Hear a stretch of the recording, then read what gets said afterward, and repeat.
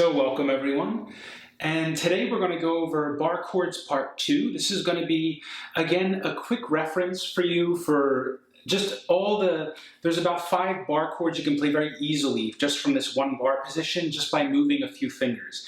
And I just wanted to go over that with you on the 5th string now. So in Part 1, we've gone over all of the positions on the 6th string, root note on the 6th string.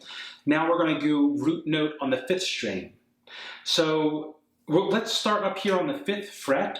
That way it's easier for you to finger the chord, right? It can be difficult down here at first fret, so let's start up here.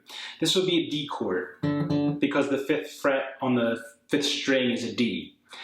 Now, I'm playing in standard tuning, and I do have a PDF, a free PDF in the link in the description if you'd like to get that. It has all 10 chords from both lessons, from Part 1 and Part 2, all of the 6th string bar positions, all of the 5th string bar positions right there for you, okay? So you can grab that in the description if you want to. Otherwise, let's get into it.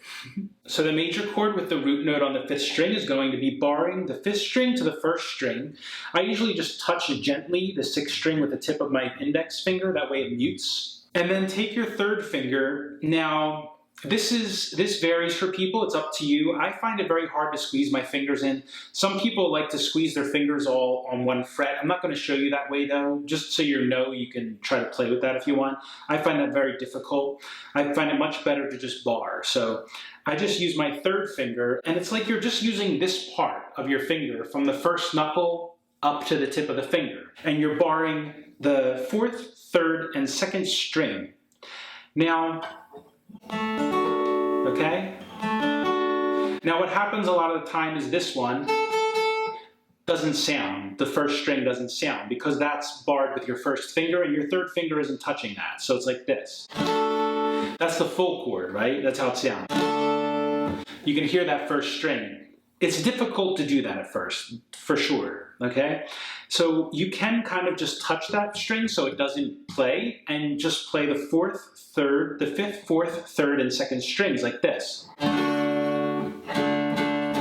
Okay? And that's still a major chord, so no worries, you can play it either way you want, but that's the position for the 1st bar. Okay? Major chord. Then a dominant 7 chord is very easy to switch to from there. Instead of barring, you just bring your 3rd finger, the tip of the 3rd finger, onto the, let's say the 7th fret here, but in the pattern, the diagram, it's just 2 frets away from wherever your 1st finger is, okay? Just if you want to memorize the pattern. And then put your pinky 2 strings below that. So your pinky goes on the 7th fret of the 2nd string. 3rd finger is on the 4th string, 7th fret. And then you play all of those, so like this. That's a dominant 7 chord, so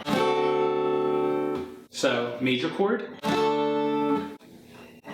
dominant 7. Now from there we can do the minor chord. So bring your pinky up to the 7th fret on the 3rd string, and bring your 2nd finger to the 2nd string, 6th fret, right in front of your 1st finger, your index. And it sounds like this.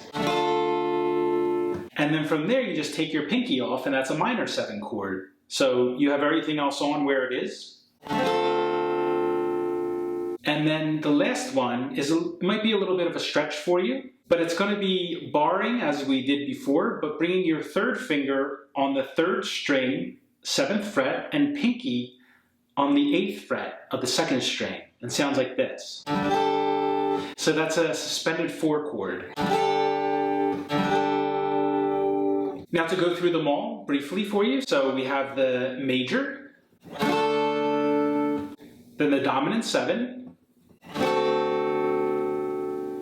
then the minor, then the minor 7, and lastly the suspended 4th. All right, and that's all of them. So again, it's just 5 chords you can easily switch to on both the barring the 6th string and barring with root on 5th string. And 5 chords you can easily switch to from there. Again, remember, you can always use a capo. You don't have to bar chords, but sometimes it's necessary. Sometimes it's helpful, okay? Then even when you're using a capo, sometimes you can't hit every chord, obviously, if you're not barring some chords. right? A good example is if you're playing a B minor, right? Okay, so even if you're playing open, like D, B minor, G, A, playing that type of progression.